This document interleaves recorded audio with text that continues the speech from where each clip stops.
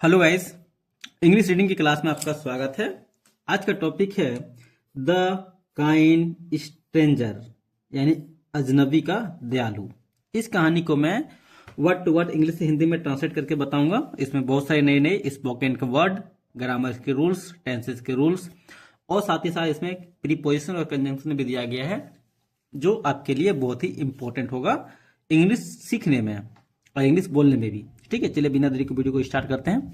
अगर आप मेरे चैनल पर नए हैं तो चैनल को सब्सक्राइब कीजिएगा, वीडियो को लाइक कीजिएगा और शेयर कीजिएगा। ठीक है, समझ में आ गया टॉपिक आज क्या है? एक दयालु अजनबी। स्ट्रेंजर मतलब क्या था? अजनबी। ठीक है। वन कॉल्ड इवनिंग, एक ठंड वाली शाम, यानी एक ठंडी की शाम। A little boy named Arjun, Arjun नाम का एक छोटा लड़का। नेम्ड मतलब होता है नाम का, यहाँ पे अर्जुन का एक नाउन है। ठीक है। अ लिटिल बॉय यानी एक छोटा लड़का। वाज वॉकिंग, टहल रहा था। ये सब्जेक्ट हो गया। सब्जेक्ट के बाद क्या है? हेल्पिंग वर्ब है। उसके बाद आईएनजी का प्रयोग हुआ है। ठीक है, ये कौन सा हो जाएगा? Subject plus was were plus verb में अगर आईएनजी का प्रयोग होता है, ये हो जाता है पास्ट कंटिन्यूअस टेंस। ठीक है, अगर यहाँ पे आईएनजी इज रहता, एम रहता या आर रहता तो क्या हो जाता है? Present continuous tense. तो यहाँ पे कौन सा होगा टेंस? Past continuous tense. ठीक है। एक छोटा लड़का अर्जुन नाम का टहल रहा था होम, घर पर, फ्रॉम स्कूल यानी स्कूल से। ठीक है, स्कूल से घर पे आ रहा था, टहलते हुए घर आ रहा था। द विंड वॉज स्ट्रॉन्ग, तूफान मजबूत था यानी भयंकर तूफान था। एंड और अर्जुन हैंड वेयर फ्रीजिंग, और अर्जुन की हाथें वेयर फ्रीजिंग मतलब जम रही थी। अब स्वाभाविक बात है, अगर शीतलहर चल रही है तो उसका हाथें क्या है? जम रही थी, मतलब ठंड लग रही थी। ठीक है। ही हैड फ्रोजन, वह जम चुका था। ठीक है। हिज ग्लव्स एट होम, उसकी ग्लव्स घर पर थी। एंड वाज शिवरिंग, और वह कांप रहा था। अब देखे तो वन ऑन द वे, रास्ते पर, he saw an old man, उसने देखा एक बूढ़ा आदमी को। सिटिंग अलोन, बैठे हुए अकेले। ऑन ए बेंच यानी एक बेंच मतलब हो गया जो टेबल रहता है, उसकी बात कर रहा है। ठीक है, बेंच पे बैठा हुआ एक अकेले आदमी को देखा। यहाँ पे ही है, ही के बाद क्या है? यहाँ पे भी वर्ब का सेकेंड फॉर्म यूज किया गया है, तो क्या हो जाएगा? ये पास्ट इंडेफिनिट टेंस होगा, याद रखिएगा। ठीक है, उसने देखा एक बूढ़े आदमी को बैठे हुए अकेले बेंच पर। द मैन लुक ट्राई, आदमी ने कोशिश किया। ठीक है, सॉरी यहाँ पे देखिए, आदमी ने देखा। यहाँ पे लुक मतलब होता है देखना, लुक का यहाँ पे सेकेंड फॉर्म का यूज किया, लुक मतलब कोशिश किया। Try and hungry, look tired, tired मतलब क्या? थका हुआ। अब यहाँ पे समझिए। ठीक है, लुक टायर्ड है, यहाँ पे ट्राई नहीं, टायर्ड है। आदमी क्या? थका हुआ लग रहा था और भूखा लग रहा था, इसका मतलब ये हो जाए। ठीक है, आदमी थका हुआ और भूखा लग रहा था। अर्जुन वेंट क्लोजर, अर्जुन गया। क्लोजर मतलब क्या? नजदीक। अर्जुन नजदीक गया। एंड और आस्क्ड सॉफ्टली, और विनम्रता से पूछा। अर्जुन क्या हुआ? उसके नजदीक गया और मतलब पूछा विनम्रता से, सॉफ्ट आवाज में। सर आर यू ओके, क्या आप ठीक हैं? क्या बोलता है? सर आप ठीक हैं? द ओल्ड मैन स्माइल्ड विकेल्ड एंड सेड, बूढ़ा आदमी मुस्कुराया, विकेंड पलंग झपकाकर। ठीक है, एंड सेड और कहा, आई एम फाइन, मैं ठीक हूं बच्चे, मतलब चाइल्ड मतलब बच्चा। ठीक है, मैं ठीक हूं बच्चे। जस्ट अ लिटिल कोल्ड, केवल थोड़ी सी ठंड लग रही है। ठीक है, लिटिल कोल्ड मतलब थोड़ी सी ठंड लगना, इसको बोलते हैं। ठीक है, लिटिल कोल्ड मतलब थोड़ी सी ठंड लग रही है। Arjun open his school bag, Arjun ने खोला अपना स्कूल का बैग।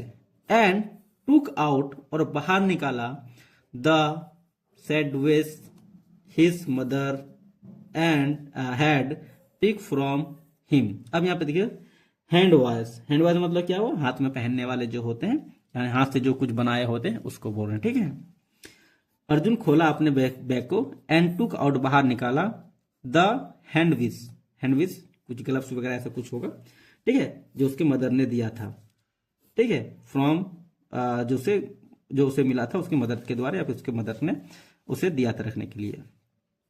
ही गिव इट, वह उसे दे दिया, यानी वह दिया इसे। इट मतलब होता है यह, ठीक है, या फिर इसे। गिव मतलब होता है देना। गिव का यहाँ पे सेकंड फॉर्म का यूज किया गया मतलब दिया। वह उसे दिया। To old man and said, बूढ़े आदमी को और कहा, प्लीज ईट दिस। सॉरी, यहाँ पे सैंडविच, यहाँ पे ना खाने वाला का बात कर रहा है, ठीक है। यहाँ पे हमको लगा कुछ ऐसे पहनने के लिए है क्या, नहीं, यहाँ पे खाने वाला सैंडविच है, ठीक है। प्लीज ईट दिस, कृपया इसे खाइए। यू नीड इट, तुम्हें इसकी जरूरत है। मोर और, देन आई डू, तुम्हें इसकी जरूरत है। यू नीड मतलब जरूरत है इसकी तुम्हें, और भी देन, फिर भी आई डू मतलब किया।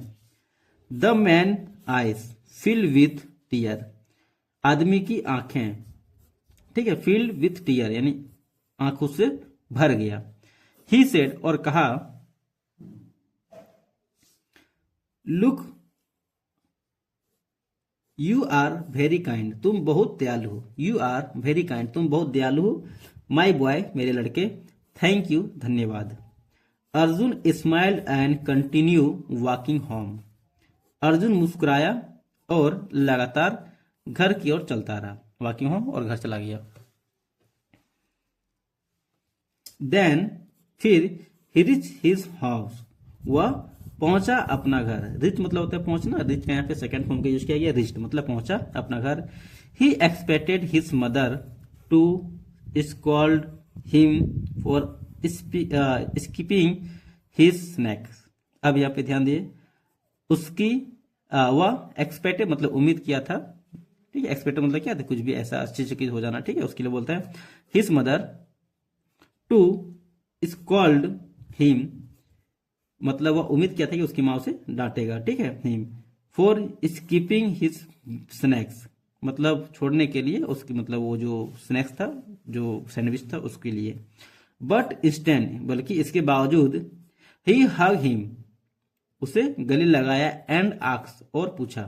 जैसे यहाँ पे देखो, रिच मतलब पहुंचा, स्कॉल्ड मतलब होता है डांटना, स्कीपिंग मतलब क्या, छोड़ देना अपने स्नैक्स, मतलब जो उसकी जो सैंडविच थे उसके लिए, ठीक है। लेकिन लेकिन इसके बावजूद क्या किया, उसे गले लगाया। एंड सेड, और कहा, your kindness warm someone's heart, तुम्हारी दयालुता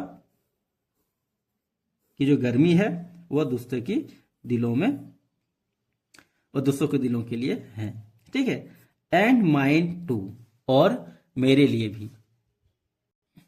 अब आगे देखें तो, द नेक्स्ट डे, अगले दिन, एट स्कूल, स्कूल में, अर्जुन फील्ड हैप्पी, यानी अर्जुन खुश था। ही रियलाइज, उसे एहसास हुआ, दैट की हेल्पिंग अदर्स, दूसरे की खुशी से, दूसरे की मदद करने से, ब्रिंग मोर जॉय, ब्रिंग मतलब मिलती है, मोर जॉय मतलब बहुत खुशियां, देन फिर एनीथिंग एल्स, चाहे किसी भी चीज से हो।